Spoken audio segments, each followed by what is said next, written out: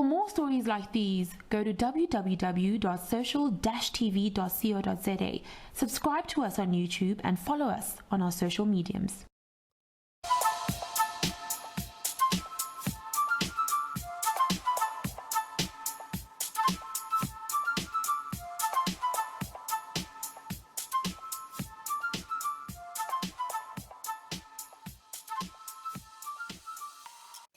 You're listening to our social newscast with me, Sam Marshall, brought to you by www.social-tv.co.za. And today we speak to Jannie Smit, who's the operational manager for a locally founded non-profit global fundraising platform called Give and Gain. We focus and discuss on success and opportunities that exist for virtual fundraising in South Africa during this lockdown period. Jannie, so thank you for your time. Very quickly, tell us about Give Gain. The Give and Gain Foundation has created an online fundraising and donation platform that serves charities globally and makes it easy for individuals to either donate via the platform to the charity or to fundraise for the charity. We also work with a number of sport events globally to empower their sport race participants to, do it for charity, run for charity, swim for charity, that kind of thing. When I received your press release, it talked about two things that we are starting to wrap our heads around, about how do we find success and opportunities. That's why I wanted to facilitate this conversation. How do we reposition the way we think about COVID-19, and how do we find those successes and those opportunities? Yes, I think it's been an interesting time for all of us, for both charities and for individuals.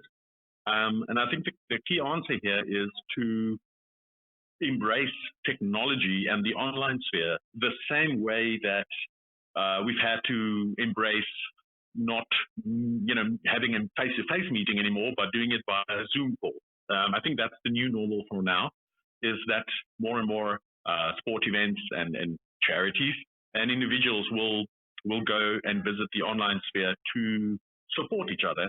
And I think that's the thing. And I think the key thing is to remember that, we all, or most of us, have access to the internet. And it may be a new thing for some of us to support a charity this way or run a virtual race, for example. But it's only new the first time. And once you do it, you'll realize that it's actually fun and easy and very transparent and nice to share with your friends and family on what is it that you're doing. So it's actually much more interactive than it used to be offline. Evolution is something that we're talking about a lot, how organizations evolve, how charities have to evolve, how they have to, and you've mentioned it too, embrace technology. The old mentality and the old discussions that you have around the boardroom tables, how do we evolve fast enough to make sure that when level one, everything goes back to a normal, that you are ahead of the times, but you're also working the current time we're finding ourselves in? Yeah, that is definitely right. I think the time has come for us to do that evolution, as you quite rightly say. The reality of doing everything offline in the past is I think, will still be there and will maybe always be there for us.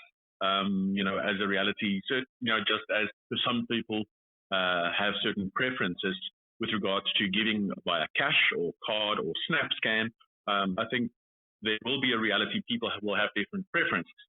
I think the emphasis will just shift a lot more towards the online way of doing things.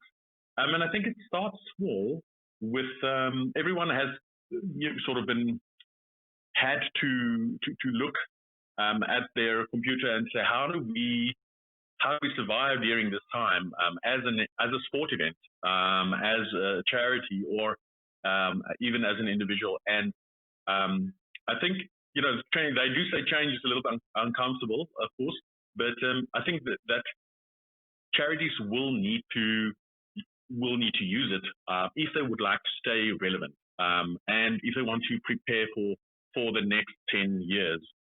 We can definitely see from the Give and Gain side that it is the charities that use technology and use things like Instagram and Facebook and an online fundraising platform and WhatsApp even and regular emails.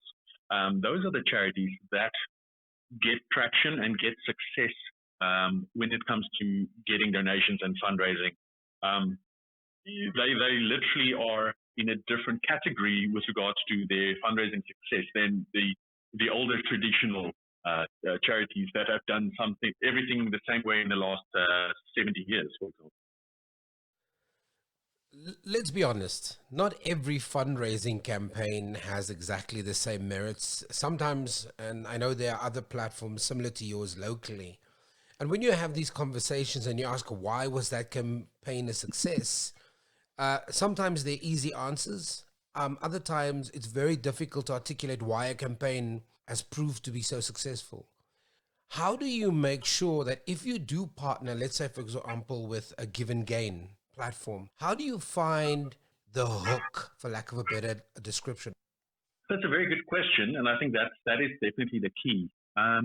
Because of the wide variety of focus areas that charities have, from education to animals to children, etc., I think you'll find different people want to support different charities.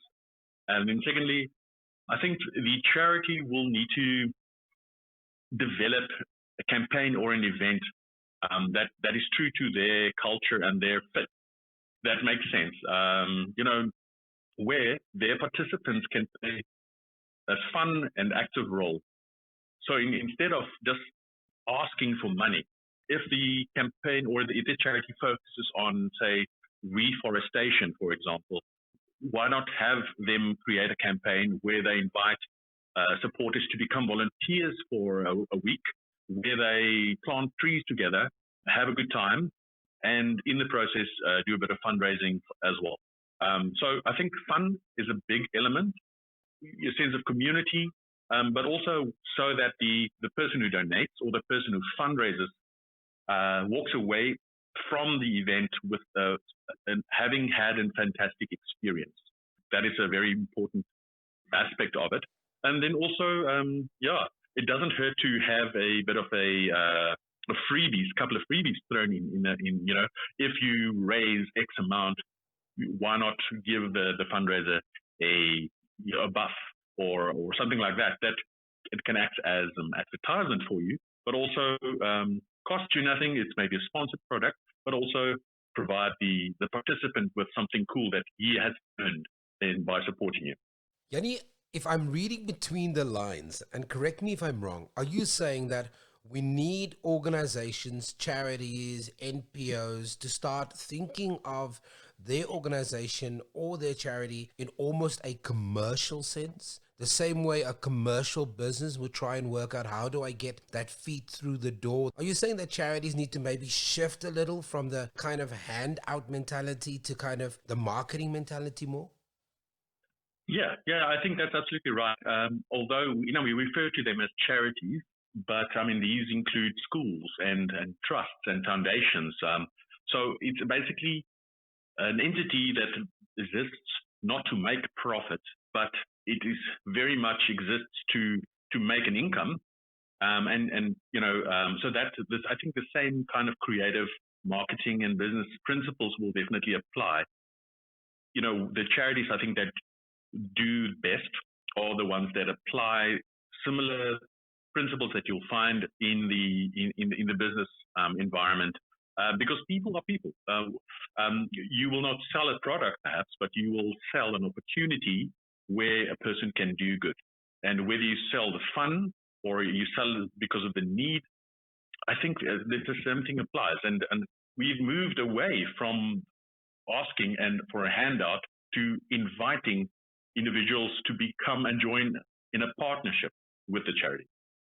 I want to touch on some of these success stories, but before I go there, I just want to get your sense how you think about upselling. Now, it's quite easy to upsell to a already dedicated, loyal customer.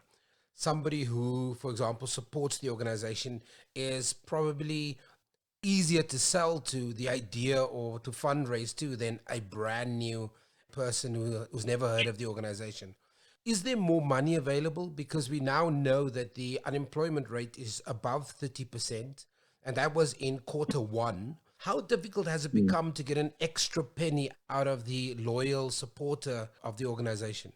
Yeah, interestingly enough, when COVID-19 started, the charity struggled quite a lot, and I think many of them still struggle a lot because of many of their traditional fundraising streams have dried up. They can't do any golf days, fundraising dinners, and things like that. But what we've started to see is that there's an actual increase in the number of donations and the total amount donated for this period on Give and Gain compared to 2019. And so we think that the need has really gone out there in the media, and people have taken action. People have started to take action. So I think the actual amounts donated are probably lower than previous times, but we're definitely seeing more people donate, and that adds to the volume, that helps the charities. Is the primary reason why people have dipped their hands into their pockets and given a little bit more, donated more, was because there's a central theme of COVID to fight this virus, this pandemic? Do you foresee as a leader in this space that there'll be some kind of fatigue post this COVID event, and you're going to see some of these charities that have not used this giving period to the best of their ability, that they'll struggle more once people are fatigued with giving? Yes, the average donor, we see donate about 3 or 4 times a year to charity on Give and Gain, and obviously at the end of the year there's the Global Giving Tuesday, or the Day of Giving for Charity in December, which they also shifted to 3 weeks ago, where there was the Giving Tuesday now. So that was a big event where people had the opportunity to donate, and while a lot of people have stepped up to donate during the past 3 months, I think that, as we phase out with COVID-19, or at lockdown at least, I think COVID-19 is with us for still a while.